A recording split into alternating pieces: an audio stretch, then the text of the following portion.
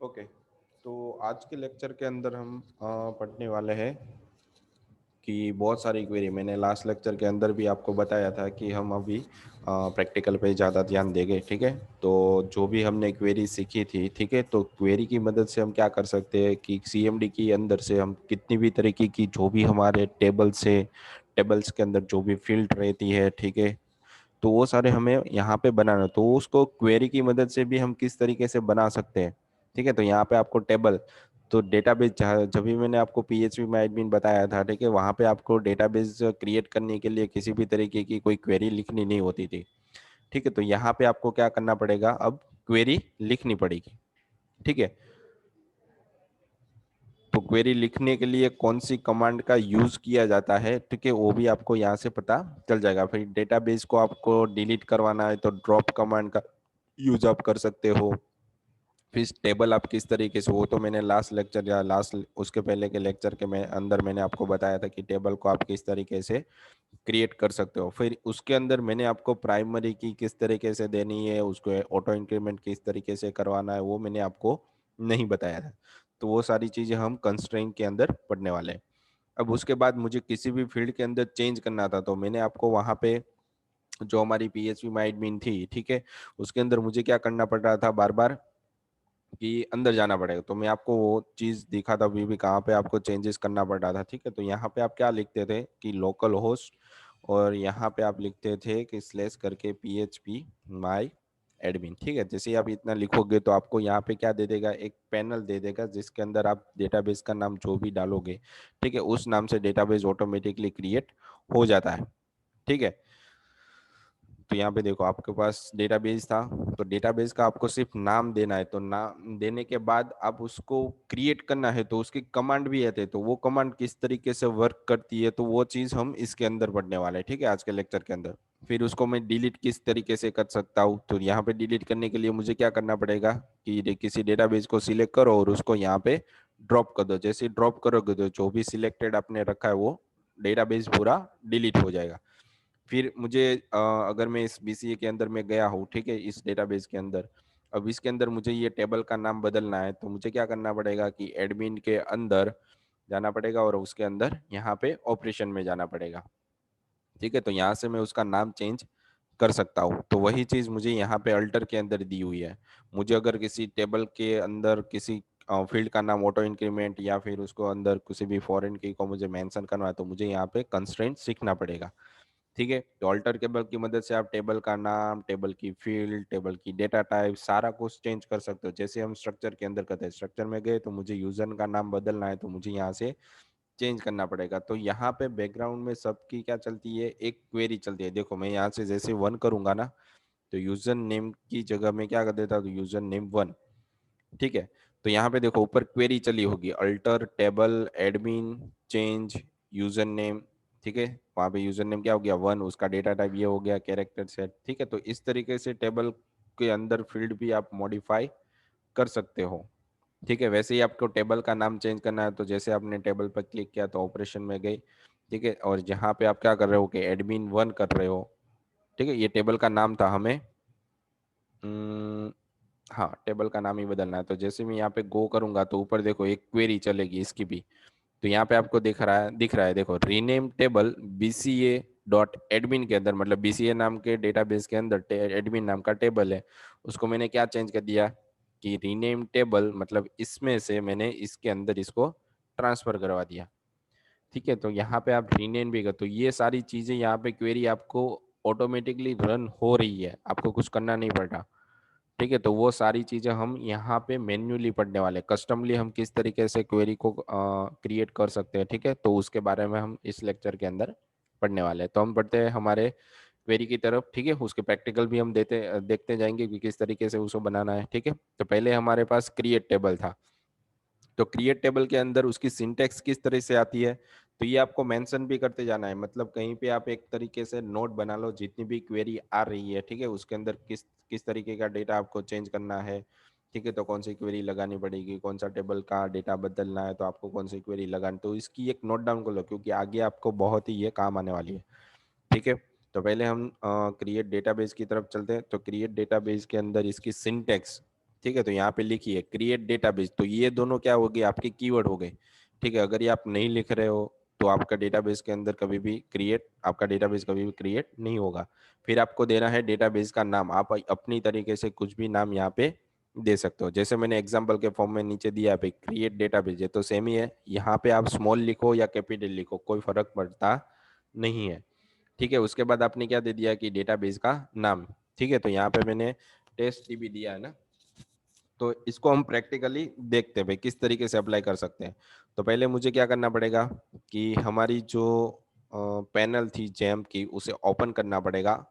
ठीक है, इस तरीके से आपको दिखेगा और यहाँ पे आपको सेल को ऑन करना पड़ेगा। जैसे आप सेल को ऑन करोगे तो एक आपकी सीएमडी ओपन हो जाएगी। ठीक है, और यहाँ पे आपको उसकी कमांड लिखनी है। तो पहले तो आपको सर्वर चालू करना पड़ेगा डेटाबेस का। ठीक है, तो उसके लिए आपको यहाँ पे क्या लिखना पड़ेगा, यहाँ पे आपको लिखना पड़ेगा माई एसक्यूएल, जो हमने लास्ट में बताया था सर्वर को चालू चालू करने के लिए -h-h लोकल होस्ट, मतलब ये सर्वर का नाम हो गया। उसके बाद यूज़र का नाम भी मुझे यहाँ पे देना है, तो उसके लिए इन लोगों ने मुझे दिया है -u, मतलब यूज़र नेम। यूज़र नेम क्या है हमारे पास, रूट है। जैसे मैं एंटर दूंगा तो हमारा सर्वर यहाँ पे डेटाबेस हमारा रन हो गया होगा सीएमडी के अंदर। ठीक है, अब मुझे यहाँ पे क्या करना है कि मुझे डेटाबेस चेक करनी है कितनी डेटाबेस है मेरे पास। तो यहाँ पे मैं लिख सकता हूँ शो डेटाबेसेस। ठीक है, ये हमने प्रीवियस, ये कमांड हमने प्रीवियस लेक्चर के अंदर भी पढ़ा था। ठीक है, तो यहाँ पे आपको सारी की सारी डेटाबेस दिख रही है। ठीक है, तो डेटाबेस के टेबल आ गए सारा का सारा। ठीक है, तो ये चीज़ आपको कहाँ से दिख रही है, जो हमने PHP MyAdmin है वहीं से फैच करके वो ला रहा है। ठीक है, अब मुझे इसके अंदर से कौन सी टेबल चाहिए, तो मुझे तो नया टेबल ही बनाना है ना। देखो इसके अंदर यूजर्स है, टेस्टिंग है, टेस्ट डीबी है। ठीक है, तो मैं एक नया डेटाबेस बना रहा हूँ, तो उसके लिए मुझे कमांड लिखनी पड़ेगी यहाँ पे क्रिएट डेटाबेस। ठीक है, एस नहीं लगाना, फिर यहाँ पे आपको जो भी डेटाबेस बनाना है उसका नाम देना है। मैं यहाँ पे दे रहा हूँ इलेक्ट्रॉनिक्स।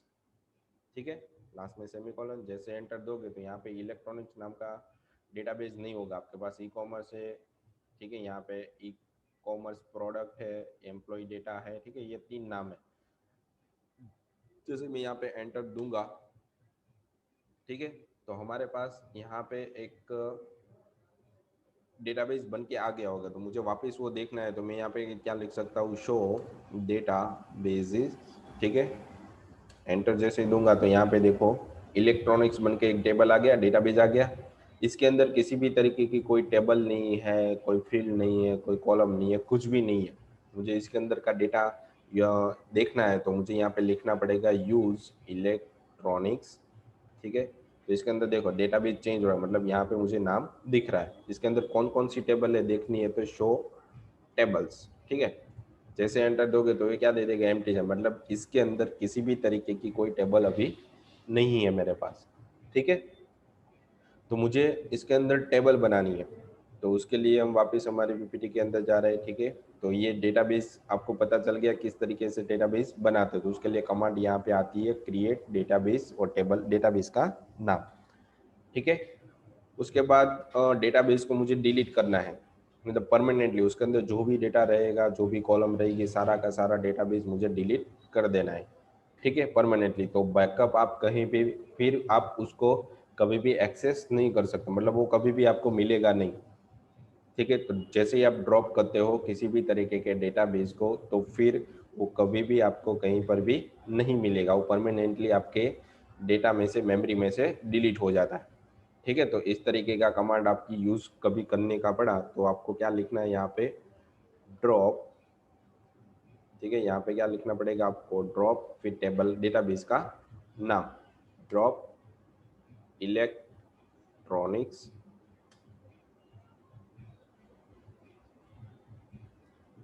Drop database. ठीक है, यहाँ पे डेटाबेस मुझे लिखना पड़ेगा, फिर यहाँ पे इलेक्ट्रॉनिक्स। जैसे आप यहाँ पे दोगे इलेक्ट्रॉनिक, तो यहाँ पे देखो हट गया होगा। ठीक है, डेटाबेस यहाँ से चला गया। वापस हम डेटाबेस को चेक करते हैं भाई इसके अंदर डेटाबेस है कि नहीं है। ठीक है, तो यहाँ पे देखो इलेक्ट्रॉनिक्स नाम का डेटाबेस आपको नहीं मिलेगा। ठीक है, हट गया ना। ठीक है, तो इस तरीके से आप क्या बना सकते हो, डेटाबेस को क्रिएट कर सकते हो और डेटाबेस को परमानेंटली डिलीट कर सकते हो। ठीक है। इसके बाद आपको जैसे ही आप डेटाबेस डिलीट करोगे तो उसके बाद कभी भी आपको डेटा मिलने वाला नहीं है। ठीक है। तो अब मैं क्या करने वाला हूँ कि वापस उसी तरीके का डेटाबेस में बना रहा हूँ। ठीक है। तो यहाँ वापस मुझे यहाँ पे लिखना पड़ेगा क्रिएट डेटाबेस। ठीक है। यहाँ पे मैं लिख देता हूँ इलेक्ट्रॉनिक्स। वन रो अफेक्टेड आ गया। तो यहाँ पे मुझे सारे के सारे डेटाबेस चेक करवाने हैं, तो मुझे यहाँ पे लिखना पड़ेगा शो डेटा बेसिस। ठीक है। तो यहाँ पे इलेक्ट्रॉनिक्स आ गया। ठीक है। तो वापस आ गया। अब इसके अंदर किसी भी तरीके का टेबल नहीं है, तो मुझे क्या करना पड़ेगा, पहले टेबल बनाना पड़ेगा। तो लास्ट लेक्चर के अंदर भी हमने टेबल बनाया था, किस तरीके से हम बना सकते हैं, तो उसकी सिंटेक्स यहाँ पे मैंने आपको दी हुई है कि क्रिएट टेबल, टेबल का नाम, फिर उसके अंदर कॉलम कौन सी बनानी है और उस कॉलम की यहाँ पे आपको डेटा टाइप लिखनी होती है, मतलब किस तरीके का डेटाबेस आपको टेबल के अंदर, कॉलम के डेटाबेस के अंदर कॉलम बनानी है। ठीक है। तो यहाँ पे उसका एग्जांपल भी आपको दिया अभी, पर्सन्स नाम का मुझे एक टेबल बनाना है। टेबल के अंदर मेरे पास एक पर्सनल आईडी है, पर्सन आईडी है, लास्ट नेम है, फर्स्ट नेम है, उसका एड्रेस और उसकी सिटी है। तो लास्ट नेम वेरकेर वेरकेर वेरकेर वेरकेर और पर्सन आईडी है वो इंटीजर के फॉर्म में मुझे दी हुई है। तो इसी तरीके का हम शायद टेबल बना रहे हैं हमारे इलेक्ट्रॉनिक्स के अंदर। ठीक है। तो इलेक्ट्रॉनिक्स के अंदर मैं पर्सन का नहीं बना रहा हूँ, यूजर का बना रहा हूँ। ठीक है। तो पहले मुझे उस टेबल डेटाबेस को यूज तो करना पड़ेगा इलेक्ट्रॉनिक्स। तो मुझे यहाँ पे क्या लिखना पड़ेगा, यूज इलेक्ट्रॉनिक्स। ठीक है। तो हम अंदर आ गए। तो यहाँ पे मेरा मेरा जो भी डेटाबेस होगा उसका नाम यहाँ पे सिलेक्ट होके आ गया। अब इसके अंदर मुझे टेबल बनाना है, तो उसके लिए मुझे कमांड लिखनी पड़ेगी क्रिएट टेबल, टेबल का नाम यूजर्स। ठीक है। और उसके अंदर जो भी आपको फील्ड देनी है वो, तो मैं यहाँ पे दे देता हूँ यूजर आईडी। ठीक है। यूजर आईडी में दे रहा हूँ यहाँ पे इंटीजर, फिर उसके बाद उसका नेम। ठीक है। उसका मैं दे रहा हूँ नेम। तो नेम किस फॉर्म में होगा मेरे पास, वेर का, तो उसकी लेंथ भी मुझे यहाँ पे देनी पड़ेगी। उसके बाद उसका फ़ोन नंबर है। ठीक है। तो फ़ोन नंबर भी मेरे पास यहाँ पे इंटीजर में लिख सकता हूँ या फिर वेरकर के अंदर भी मैं लिख सकता हूँ। मैक्सिमम 20 कैरेक्टर हम इसके अंदर दे सकते हैं। फिर उसका ईमेल। ठीक है। तो ईमेल भी मेरे पास वेरकर के फॉर्म में रहने वाला है, तो मैं यहाँ पे उसकी लेंथ 200 दे रहा हूँ। फिर मैंने यहाँ पे टेबल को ख़त्म कर दिया। सेमीकोलन जैसे एंटर दूंगा तो एक टेबल कहाँ पे जनरेट किया होगा, इलेक्ट्रॉनिक्स नाम के डेटाबेस के अंदर ये यूजर्स नाम का टेबल जनरेट हुआ होगा। देखना है उस टेबल को, तो यहाँ पे आप शो टेबल्स, मतलब जितने भी टेबल्स होंगे इलेक्ट्रॉनिक्स के अंदर वो सारे के सारे आपको दिखाई देंगे। तो यहाँ पे आपके पास एक ही टेबल है। अब इस फील्ड टेबल के अंदर यूजर्स के अंदर कितनी फील्ड है वो देखनी है, तो यहाँ पे आपको लिखना पड़ेगा डिस्क्राइब, डिस्क्राइब यूजर्स।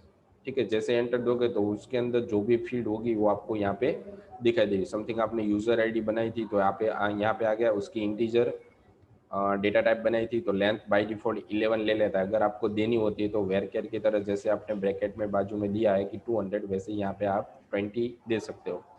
ठीक है। नल है तो यहाँ पे नल हो सकता है, नेम है, वेर केयर आ गया, फोन आ गया, ईमेल आ गया। तो इस तरीके की डेटा टाइप यहाँ पे क्रिएट होगी। ठीक है।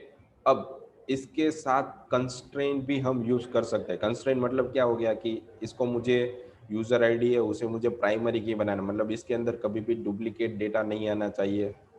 ठीक है। और दूसरी बात, मुझे इसके अंदर ऑटो इंक्रीमेंट, मतलब दूसरा जैसे ही मैं नेक्स्ट रिकॉर्ड में ऐड करूंगा तो ऑटोमेटिकली 1 2 3 4 ऐसे रिकॉर्ड मेरे इंसर्ट होते रहेंगे। ठीक है। तो उसके लिए मुझे यहाँ पे कंस्ट्रेंट उसकी बनानी पड़ेगी, मतलब इस फील्ड को मुझे बार बार जब भी मैं टेबल बनाऊंगा उसके अंदर डेटा ऐड करूंगा तो मुझे ऐड करवाना पड़ेगा, मतलब 1 नंबर 2 नंबर 3 नंबर।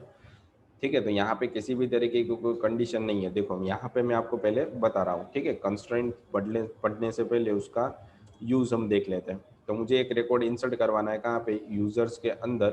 तो उसकी जितनी भी फील्ड है उस फील्ड का मुझे यहाँ पे देना पड़ेगा नाम, यूजर आईडी, यहाँ पे मैं दे देता हूँ नेम, यहाँ पे मैं दे देता हूँ फोन, यहाँ पे मैं दे देता हूँ ईमेल। ठीक है।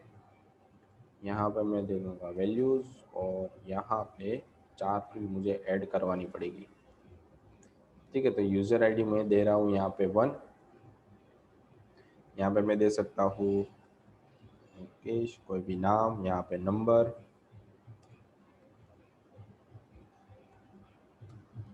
ठीक है, और यहाँ पे मैं ईमेल आईडी m@gmail.com,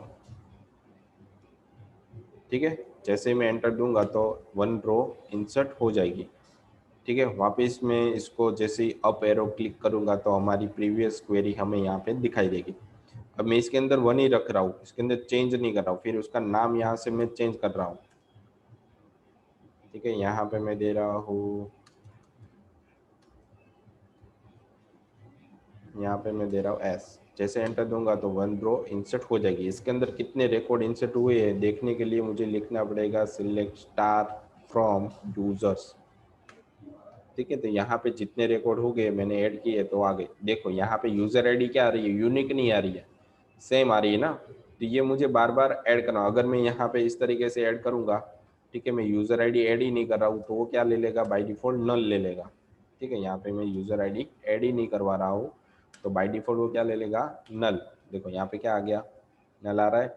तो ये मुझे अपनी तरीके से नहीं ऐड करवानी है, वो सिस्टम ऑटोमेटिकली इंक्रीमेंट करवाए और इसके अंदर डुप्लीकेट डेटा ना आने दे, उसके लिए मुझे इसके अंदर थोड़े कंस्ट्रेंट मतलब रूल्स उसको देने पड़ेंगे जब हम टेबल बनाते हैं उसी टाइम पे। जैसे मैंने यहाँ पे टेबल बनाया तो उसी टाइम पे मैंने क्या दे दिया, उसका डेटा टाइप दिया हुआ है पर उसके अंदर उसका रूल्स डिफाइन नहीं किया, कंस्ट्रेंट डिफाइन नहीं किया हुआ, ठीक है।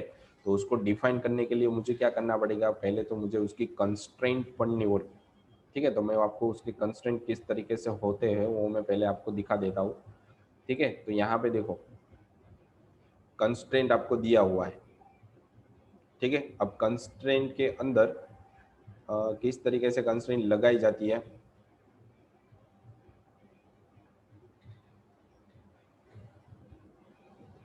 ठीक है, अब उसके बारे में मैं आपको बता रहा हूँ, ठीक है।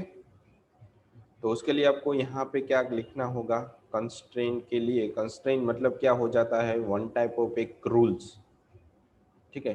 तो उसके अंदर मुझे अगर प्राइमरी की लगानी होगी तो मुझे क्या लिखना पड़ेगा वहाँ पे, जब भी हम डेटा ऐड करते हैं, ठीक है, जब भी हम यूजर आईडी और इंटीजर, तो इंटीजर के बाजू में मुझे लिखना पड़ेगा प्राइमरी की, ठीक है।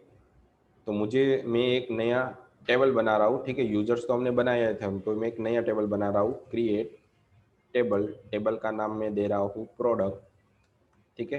प्रोडक्ट के अंदर मैं एक फील्ड बना रहा हूँ प्रोडक्ट आईडी, उसकी डेटा टाइप इंटीजर, ठीक है। तो ये नल नहीं होना चाहिए, तो यहाँ पे मैं दे रहा हूँ पहली बात तो नॉट नल, तो ये हमारा फर्स्ट कंस्ट्रेंट हो गया, मतलब वो कभी भी ब्लैंक नहीं होगा, ठीक है। ये आपकी फर्स्ट कंस्ट्रेंट हो गई।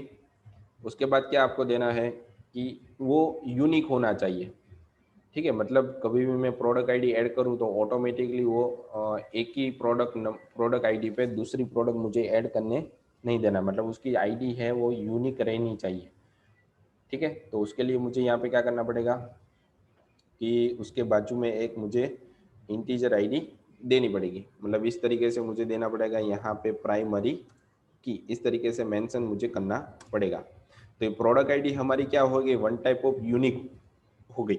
इसके अंदर अब हम कभी भी डुप्लीकेट डेटा नहीं डाल सकते। यहाँ पे देखो 1 है तो वापस मैं 1 डाल सकता हूँ, ठीक है। अगर मैं यहाँ पे प्रोडक्ट, मैंने यहाँ पे प्राइमरी की दे दी है तो मैंने एक बार यहाँ पे प्रोडक्ट आईडी 1 दे दी तो दूसरी बार कभी भी यहाँ पे 1 डाल नहीं सकता। अगर मैंने प्राइमरी की दी होगी तो प्राइमरी क्या करता है कि ऑलवेज डुप्लीकेट डेटा होता है उसे रिमूव कर देता है, या फिर आपको उसके लिए परमिशन ही नहीं देता, ठीक है। बाकी की सारी फील्ड होती है वो आपको एज इट इज डालनी होती है। जैसे मैं यहाँ पे प्रोडक्ट का नाम, ठीक है, मैं यहाँ पे दे देता हूँ प्रोडक्ट नेम, यहाँ पे मैं दे रहा हूँ वेयर केयर और 200, ठीक है। फिर कॉमा करके मैं दे रहा हूँ प्रोडक्ट प्राइस, ठीक है। तो 3 फील्ड यहाँ पे हम रख रहे हैं, इसको मैं इंटीजर दे रहा हूँ। जैसे मैं सेमीकोलन एंटर दूंगा तो प्रोडक्ट नाम की टेबल हमारी बन गई होगी, ठीक है। तो हम देख सकते हैं भाई डिस्क्राइब प्रोडक्ट, जैसे मैं एंटर दूंगा तो उसके अंदर कौन कौन सी फील्ड है वो मुझे दिखाई देगी। देखो यहाँ पे क्या है, प्रोडक्ट आईडी इंटीजर है, नल नहीं होनी चाहिए, मतलब ब्लैंक होगी तो चलेगी नहीं। उसके अंदर प्राइमरी की, देखो यहाँ पे की सेट हो गई ना, PRI, तो यहाँ पे देखो इस तरीके की कोई की यहाँ पे मेंशन नहीं है। डिफॉल्ट क्या होगा, ये नल होगा, ठीक है। बाय डिफॉल्ट इसके अंदर डेटा स्टोर करोगे तो नल होगा। अब मैं देखो इसके अंदर डेटा ऐड करवा रहा हूँ, ठीक है, डेटा हम इसके अंदर इंसर्ट कर रहे हैं, तो हमें सेम डेटा जब हम इंसर्ट करेंगे तो मुझे किस तरीके से डेटा दे रहा है, ठीक है, मुझे किस तरीके की एरर दे रहा है वो मुझे दिखाएगा। तो यहाँ पे मैं प्रोडक्ट आईडी मुझे डालने की कोई ज़रूरत ही नहीं है, ठीक है। यहाँ पे मैं डालना चाहता हूँ तो भी मैं ऐड कर सकता हूँ। तो मैं यहाँ पे प्रोडक्ट बैकवर्ड कोड के अंदर मुझे यहाँ पे देना पड़ेगा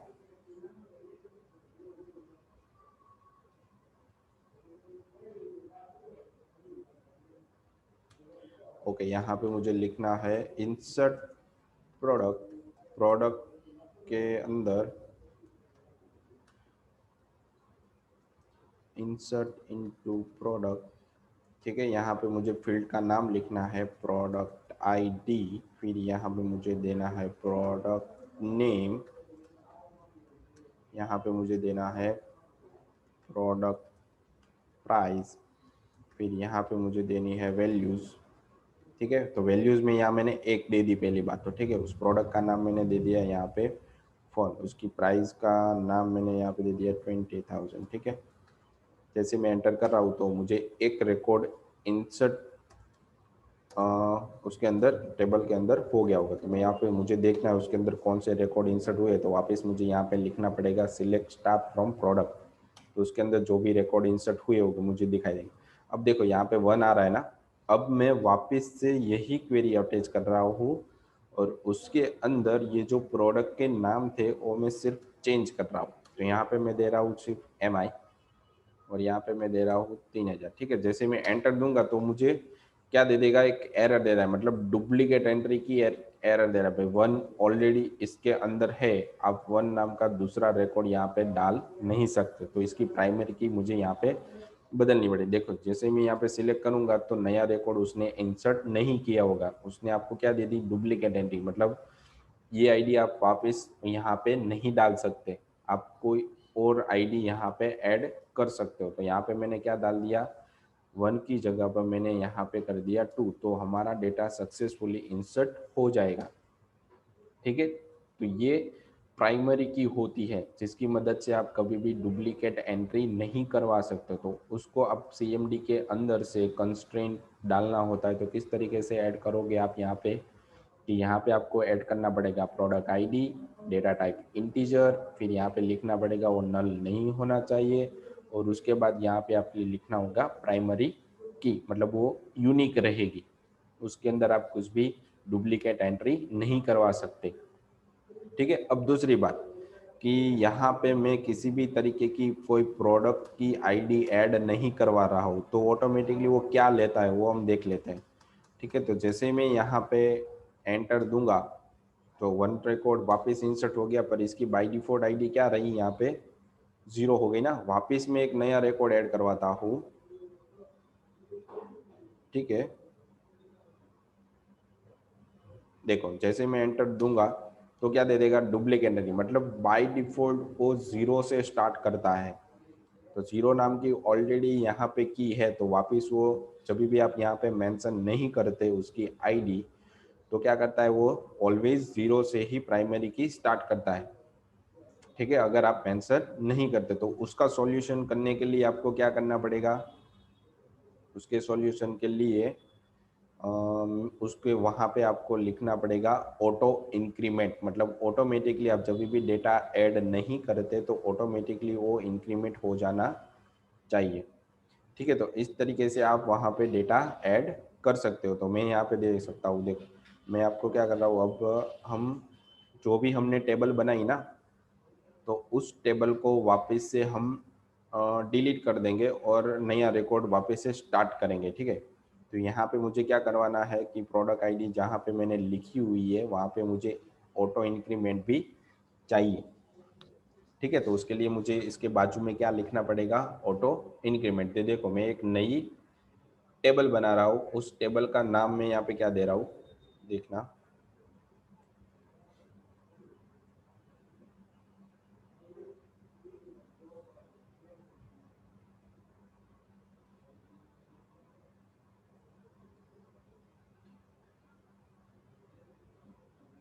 देखो ये रहा प्रोडक्ट है, वहाँ पे मैं क्या लिख सकता हूँ कि प्रोडक्ट की जगह मैं लिख सकता हूँ यहाँ पे स्टूडेंट, ठीक है। और प्रोडक्ट आईडी की जगह पे मैं कर रहा हूँ student ID, integer, not null, primary key होनी चाहिए, उसके साथ ऑटो इंक्रीमेंट। अगर मैं उसके अंदर किसी भी तरीके का डेटा ऐड नहीं करवा रहा हूँ तो ऑटोमेटिकली वो 1 पे 2 पे मतलब लास्ट रिकॉर्ड जहाँ पे होगा उसके बाद का रिकॉर्ड 3 नंबर से स्टार्ट करेगा।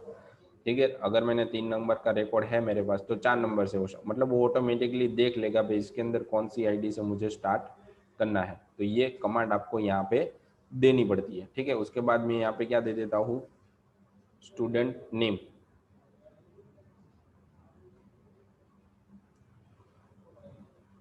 Auto increment. ठीक है,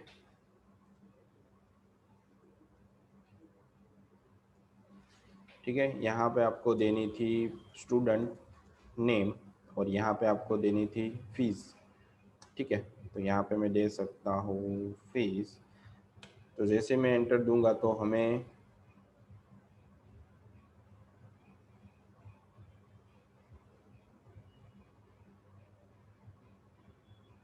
ओके एरर दे रहा है। ठीक है, कहाँ पे दे रहा है वो,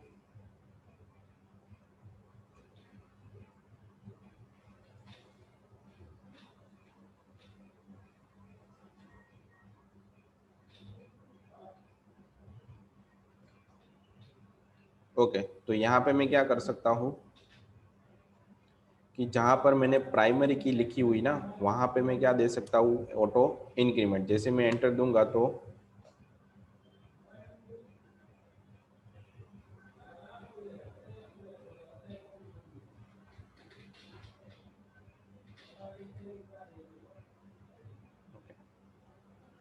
ओके इसके अंदर मिस्टेक थी। ओके यहाँ पे आपको इसको साथ में ज्वाइन करके रखना पड़ेगा। ठीक है, तो जैसे मैं एंटर दूंगा तो हमारा डेटाबेस टेबल यहाँ पे क्रिएट हो चुका होगा, उसको देखना है आपको। तो यहाँ पे वापस लिखना पड़ेगा डिस्क्राइब स्टूडेंट। ठीक है, तो यहाँ पे देखो एक्स्ट्रा के अंदर आपने क्या डाल दिया, उसके अंदर ऑटो इंक्रीमेंट। अब जब भी स्टूडेंट नाम के टेबल के अंदर डेटा इंसर्ट कर रहे हो तब आपको किसी भी तरीके की कोई स्टूडेंट की आईडी देने की ज़रूरत नहीं है, ऑटोमेटिकली ग्रैब कर लेगा 1 2 3 4 5 जितना भी नंबर से आपको स्टार्ट करना है। ठीक है, तो यहाँ पे मुझे किसी भी तरीके की कोई फील्ड लिखने की ज़रूरत नहीं है, मुझे यहाँ पे सिर्फ स्टूडेंट का नाम देना है और उसकी फीस देनी है बस, और कुछ देना नहीं है यहाँ पे। ठीक है, और डायरेक्टली मुझे क्या करना है, उसकी वैल्यू ऐड यहाँ पे करवा देनी है। जैसे मैंने यहाँ पे नाम दे दिया। ठीक है, और यहाँ पे मैं दे रहा हूँ उसकी फीस। ठीक है, तो जैसे मैं एंटर दूंगा तो हमारे एक रिकॉर्ड इंसर्ट हो गया और इंसर्ट होने के साथ ठीक है हमने यहाँ पे स्टूडेंट आईडी के अंदर कोई भी डेटा तो ऐड नहीं किया तो ऑटोमेटिकली वो एक से स्टार्ट होता है। अगर मैं यहाँ पे दूसरा कोई रिकॉर्ड ऐड यहाँ पे करवा रहा हूँ तो ऑटोमेटिकली क्या हो जाएगा, वो ग्रेप कर लेगा भाई उसके अंदर लास्ट आईडी कौन सी थी, 1 थी, तो अब नया रिकॉर्ड किस पे पड़ेगा, उसकी स्टूडेंट आईडी 2 पे पड़ेगी। ठीक है, तो वापस मैं यहाँ पे आपको दिखा सकता हूँ कि भाई उसकी आईडी क्या होगी, यहाँ पे 2।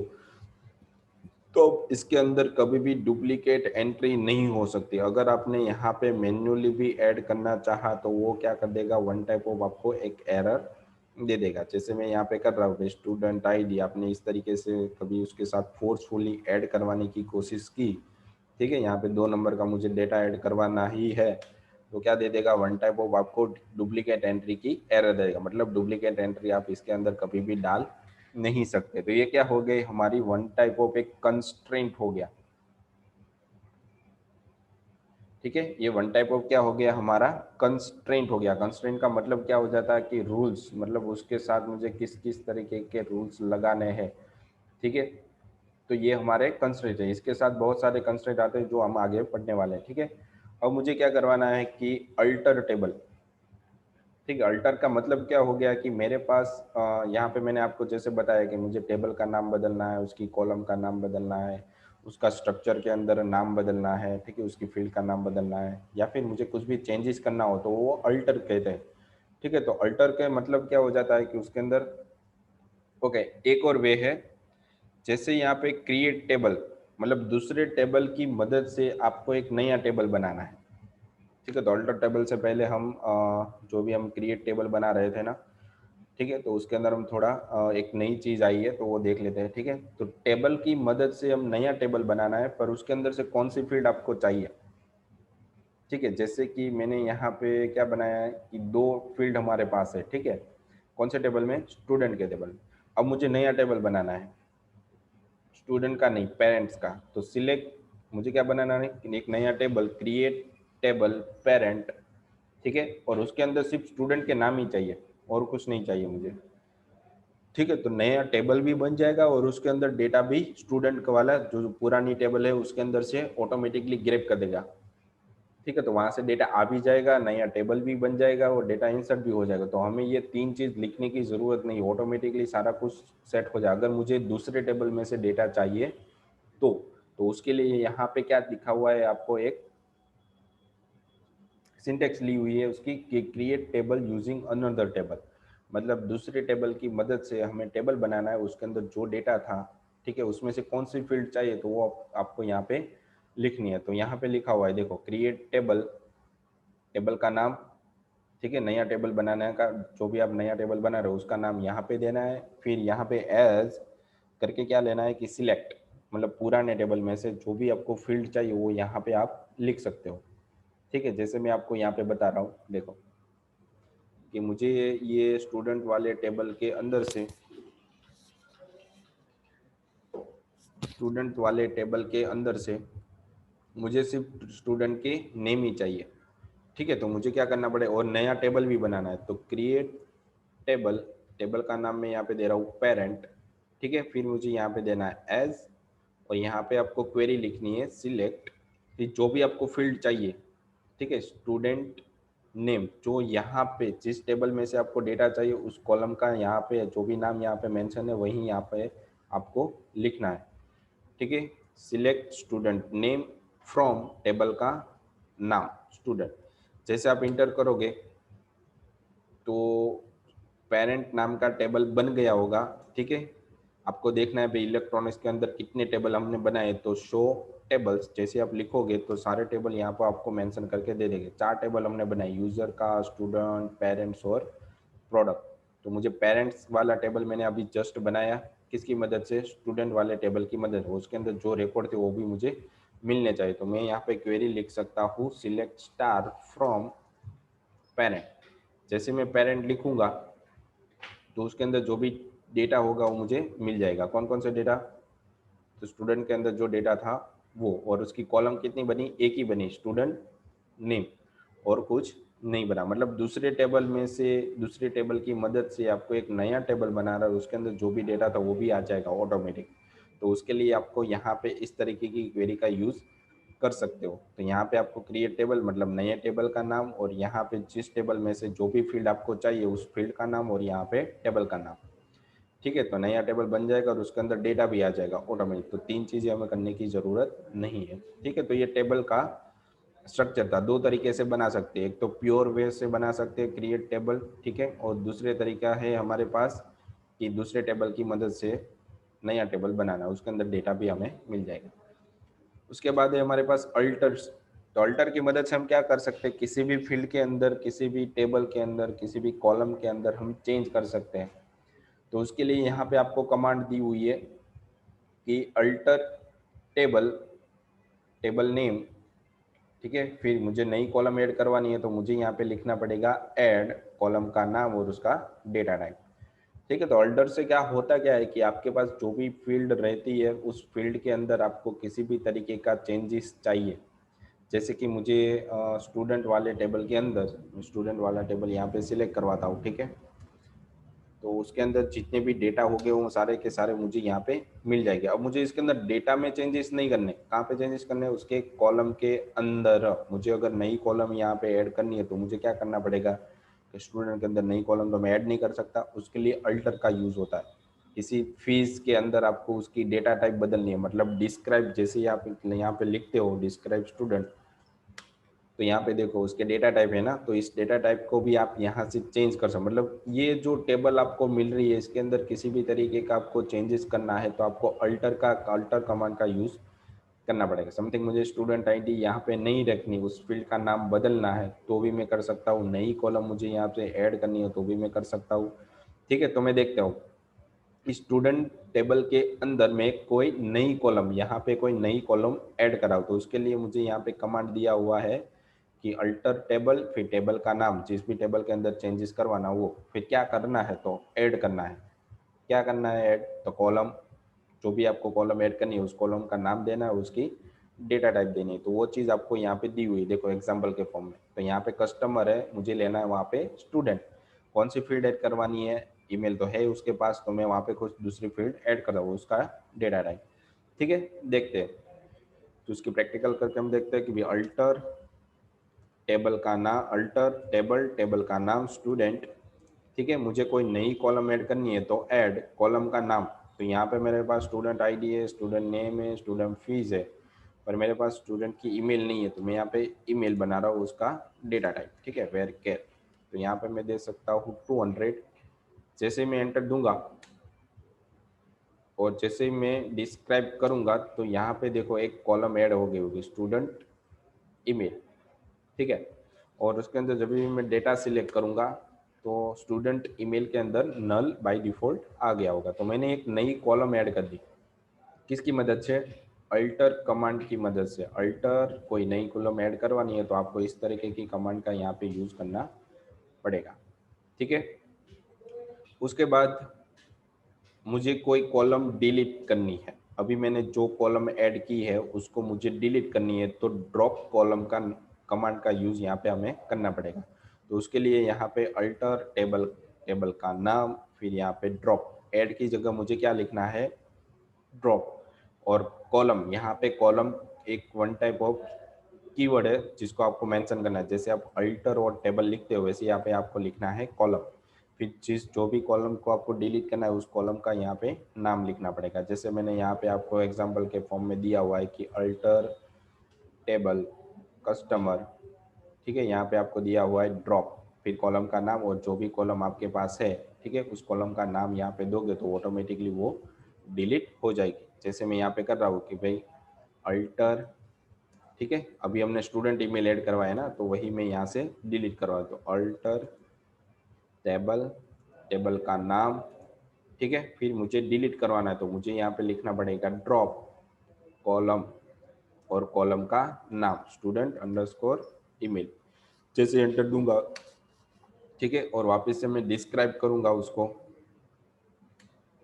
ठीक है, तो देखो कॉलम भी चली गई, और जैसे मैं डिस्क्राइब लिखूंगा तो उसके अंदर से यहाँ से भी कॉलम निकल गई, मतलब डिलीट परमानेंटली हो गई होगी। ठीक है, तो कॉलम को आप ऐड भी करवा सकते हो और डिलीट भी करवा सकते हो। उसके बाद जो भी मुझे कॉलम दी हुई है उसके अंदर मुझे चेंजेस करना है, मतलब कॉलम के नाम के अंदर मुझे किसी भी तरीके का चेंजेस करना है। ठीक है, तो वो चीज़ मुझे यहाँ पे दी हुई है कि अल्टर टेबल, फिर यहाँ पे क्या दिया हुआ है कि टेबल मॉडिफाई कॉलम। कौन सी कॉलम आपको मॉडिफाई करनी है, मतलब उसके डेटा टाइप के अंदर आपको कभी भी चेंजेस करना है तो उसके लिए यहाँ पे आपको एक डेटा टाइप अलग से दिया हुआ है।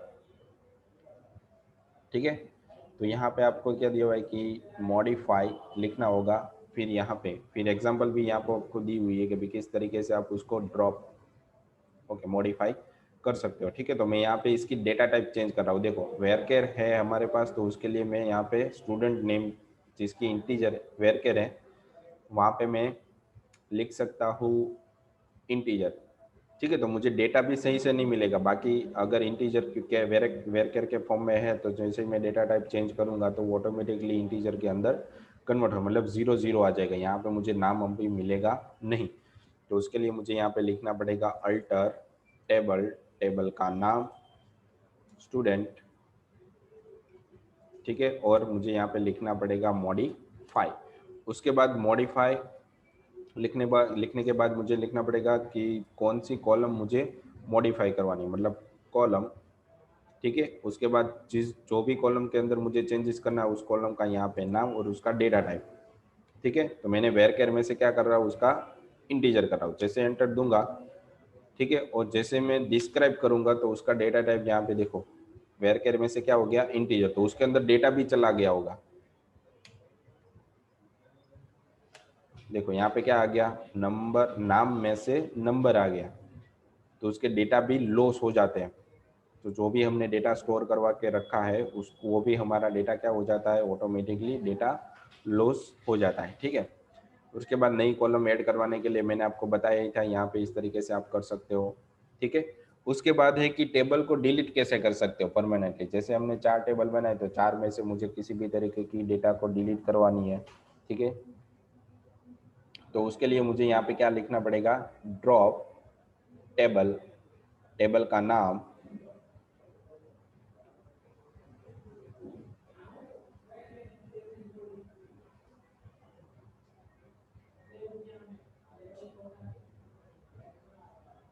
ठीक है, टेबल और टेबल का नाम। तो इसके लिए मुझे यहाँ पे लिखना पड़ेगा ड्रॉप टेबल, टेबल का नाम। तो मैं यहाँ पे स्टूडेंट नाम के टेबल को डिलीट कर रहा हूँ परमानेंटली। तो ड्रॉप टेबल स्टूडेंट, तो डेटा डिलीट हो गया। अब मैं जैसे इसको डिस्क्राइब करूंगा, सिलेक्ट करूंगा, तो मुझे ये मिलने वाला ही नहीं है क्योंकि हमारे टेबल के अंदर वो डेटा नहीं है। तो उसके लिए मुझे क्या लिखना पड़ेगा, शो टेबल्स। जैसे मैं एंटर करूंगा तो उसके अंदर मेरे पास 3 ही टेबल रहेंगे, पेरेंट, प्रोडक्ट, यूजर। स्टूडेंट वाला टेबल हमारा डिलीट हो गया। ठीक है, तो इस तरीके से आप क्या करवा सकते हो, जितनी भी आपके पास फील्ड है उसको चेंज कर सकते हो, मॉडिफाई कर सकते हो, ऐड कर सकते हो। ठीक है, नए टेबल बना सकते हो। ठीक है, तो ये सारी फील्ड मैंने आपको यहाँ से चेंज किस तरीके से कर सकते हैं, मतलब अल्टर करवा सकते हो। ठीक है, तो ये सारी चीज़ें मैंने यहाँ पे आपको बता दी, इसको आप अच्छे से समझ लेना। ठीक है, इसके बाद हम और भी क्वेरी करने वाले हैं, तो इसको आप अच्छे से समझ लेना। ठीक है, तो आज के लेक्चर के लिए इतना ही था। किसी भी तरीके का डाउट्स प्रॉब्लम हो तो बता देना। ठीक है, थैंक यू।